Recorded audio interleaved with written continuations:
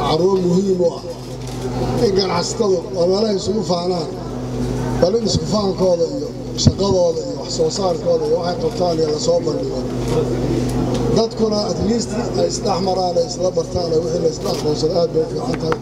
waan u mahadcelinayaa wasaaradda iyo guddida ganacsiga cid kasta oo hawshan qayb ka ah soo kala qaadanaya ganacsigu nolosha bini'aadanka waa kaabayaasha ugu muhiimsan ee kabaya shayga ugu muhiimsanna wuxuu yahay ganacsatadu waddan ganacsatadiisa dhisa ama iyaga dumiya hadday dhinaca saxda ula dhaqmaan way dhisaan hadday khalad ku talagalaanna way qasaana way dumiyaan waxaan rajaynayaa ganacsatada reer Jubbaland gaar ahaan reer Kismaayo iyo kuwa Soomaaliyeed inay noqotaan dad ka shaqeeya wax ka qabta saxa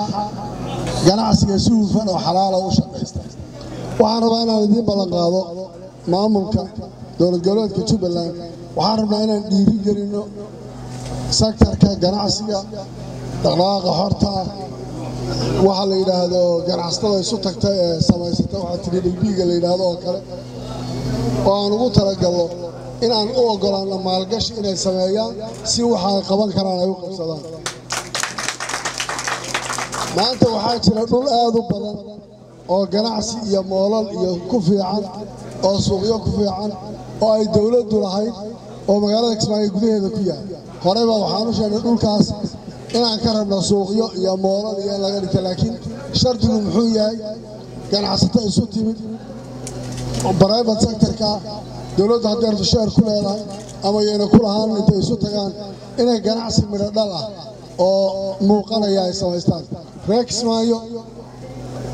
ganacsigiina iyo hoteeladiina iyo wax soo saarkiina kulli meel yar oo hoos u warwareegaya waxaan rabnaa in kor loo baxo oo ganacsi weyn iyo maalgashi la sameeyo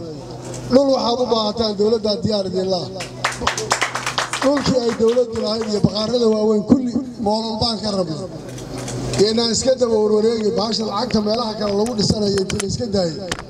laba hore waa caws jilaala waddankiina gashada la imaada gashada maal gashada aan hela moolasha waaweyn adduunka aad ku soo aragtaan hadda qurbo joogta lafteeda way soo noqotaa moolasha waaweyn ee caalamka lagu arkay iyo suuqyada iyo la imaada aan samaysana ganacsiga hal laba hormariyo ganacsatadana waxaan rabaa inaan u sheego qofka ganacsadaha waa inuu marka hore xalaal miirato yahay waa inuu raxiim yahay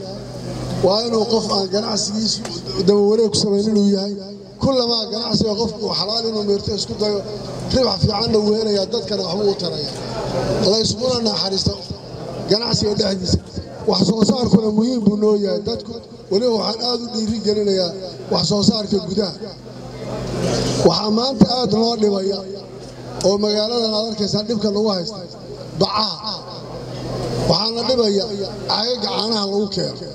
waxaana dhibaya caafimaadka xataa dhibaato ku tahay ganacsada ha keenta caqli